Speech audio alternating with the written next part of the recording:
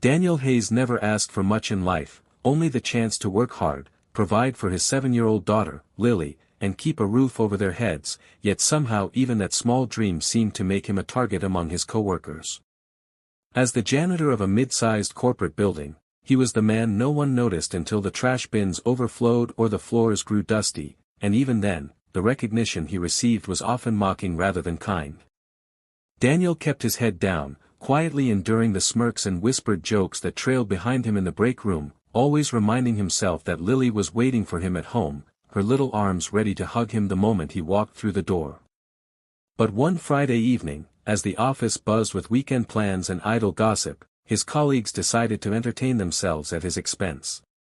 They told him they had arranged a blind date for him, grinning as though they were doing him a favor, insisting that he deserved a night off, a chance at companionship after years of being alone.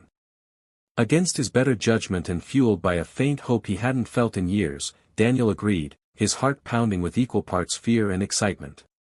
He hadn't been on a date since before Lily was born, and the thought of sitting across from a woman who might see him as more than just a janitor was both thrilling and terrifying.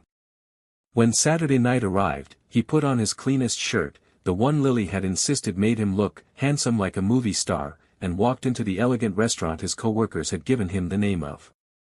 The chandeliers glittered above, the polished silverware gleamed, and Daniel felt painfully out of place among the suits and dresses, but he swallowed his nerves and asked the hostess about his reservation.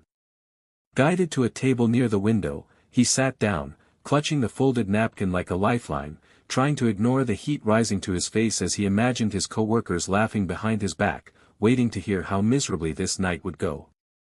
He didn't know who would walk through the door, but he prayed she would be kind, someone who might see past the calluses on his hands and the worn lines of exhaustion etched into his face. With every tick of the clock, he wondered if he had been a fool to believe he deserved this chance, if perhaps this was nothing more than a cruel setup to remind him of his place in the world. Still, Daniel stayed, shoulders squared, determined to face whatever waited for him, unaware that the woman stepping into the restaurant wasn't an ordinary date at all but Olivia Carter, the CEO of the very company where he scrubbed floors, polished windows, and quietly kept the world turning without anyone ever truly seeing him. Olivia Carter entered the restaurant with the same composed grace she carried into every boardroom, her tailored navy dress accentuating her confidence as heads turned to follow her, though she hardly noticed, she was used to it by now. At 32, she was one of the youngest female CEOs in the city, her life a whirlwind of meetings, decisions, and responsibility that left little space for something as unpredictable as love. Agreeing to a blind date had been an impulsive act, encouraged by a friend who insisted she needed to step away from her polished corporate image and give her heart a chance, so she had reluctantly agreed, expecting nothing more than polite conversation over dinner. When the hostess led her to the table by the window, Olivia's sharp eyes immediately landed on the man sitting there, tall, broad-shouldered, with a nervous expression that didn't fit the image of the suave executive she was used to meeting. Daniel rose quickly, fumbling slightly with the napkin he'd been holding, and offered her a small, tentative smile that somehow felt more genuine than the polished grins she was surrounded by every day. "Hi, I'm Daniel," he said, his voice steady but carrying an undertone of shyness, and Olivia found herself intrigued despite the simplicity of his introduction.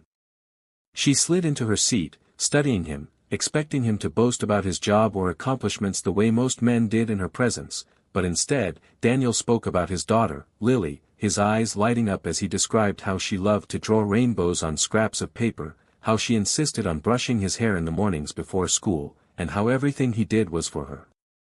Olivia felt a warmth spread through her chest, the honesty in his words disarming her in a way few ever managed to. He never once asked about her title or hinted at her wealth, and when she subtly tested him by mentioning her busy job, he only nodded with understanding and said he admired people who worked hard, confessing that he sometimes worried his own job kept him away from Lily too much.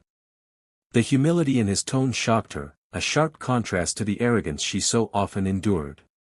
The hours slipped by as they laughed over stories, Daniel recounting the chaos of trying to make Lily's Halloween costume with duct tape and fabric scraps, Olivia sharing the rare moments she stole away from work to bake cookies with her nieces, and by the time dessert was cleared, Olivia realized she had forgotten her phone entirely, a feat almost impossible in her world. She studied him across the table, wondering why she felt so comfortable, why this man with calloused hands and tired eyes made her feel seen in a way billion-dollar mergers never could.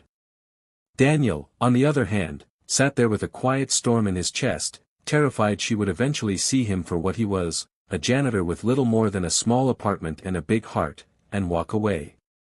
Yet, when Olivia stood to leave, she gave him a smile that wasn't polite or practiced, but soft and real, and for the first time in a long time, Daniel dared to believe this night might not end in laughter at his expense but in the beginning of something entirely unexpected.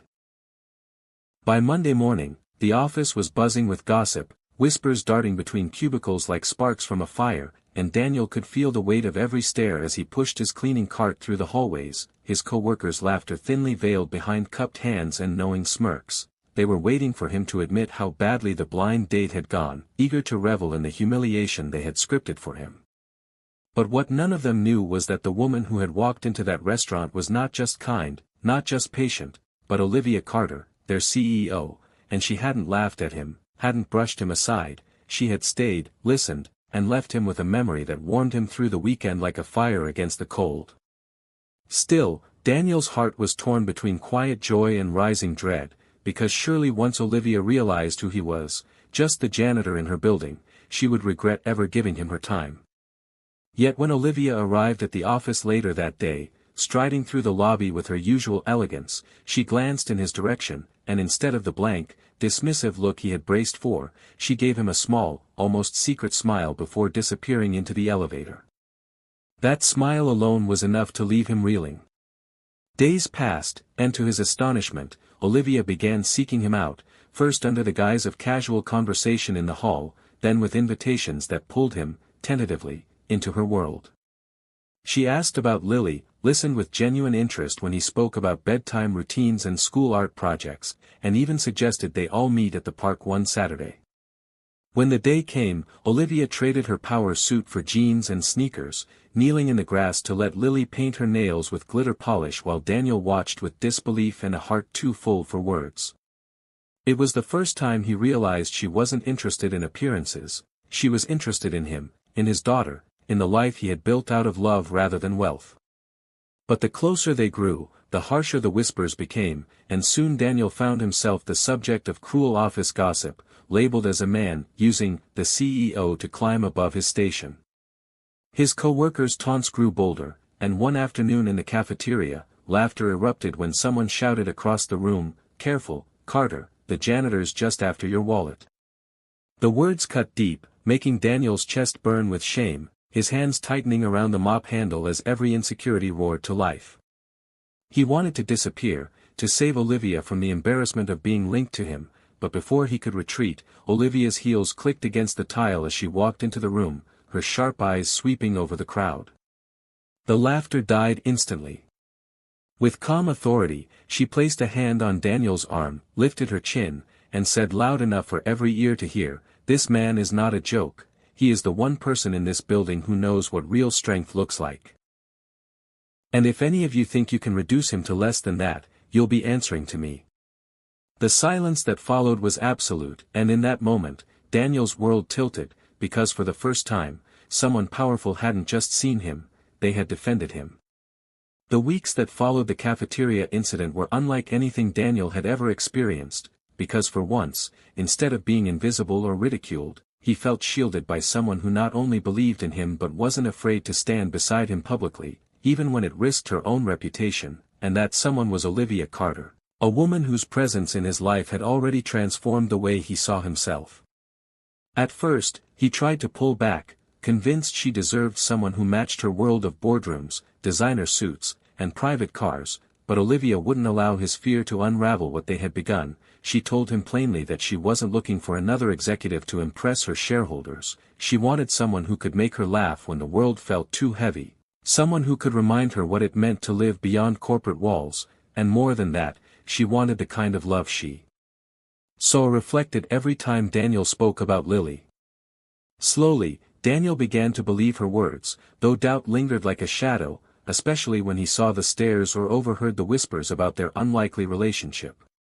Yet Olivia's unwavering certainty had a way of silencing those doubts, especially when she visited his small apartment one rainy evening, carrying takeout containers and settling onto the worn couch as if it were a throne, watching Lily dance around in pajamas and telling Daniel that this simple, imperfect, beautiful life, was what she had been craving all along. Their love didn't grow in grand gestures but in the quiet moments, Olivia helping Lily with her homework while Daniel cooked dinner, Daniel fixing the loose hinge on Olivia's kitchen cabinet, Olivia falling asleep on his shoulder after a long day, Daniel leaving her handwritten notes tucked into her planner. Each moment stitched them closer, building something more real than either of them had expected. But the final test came one afternoon when Daniel confronted Olivia directly, his voice thick with vulnerability as he asked, "Why me, Olivia? You could have anyone. Why choose a janitor with nothing but an old car and a tiny apartment?"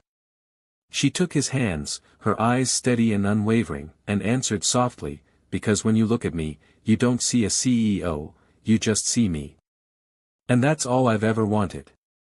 Tears stung Daniel's eyes as he realized that love had never been about wealth or status, but about being truly seen, and for the first time in years, he didn't feel like the punchline of a cruel joke, but the center of a story written with hope.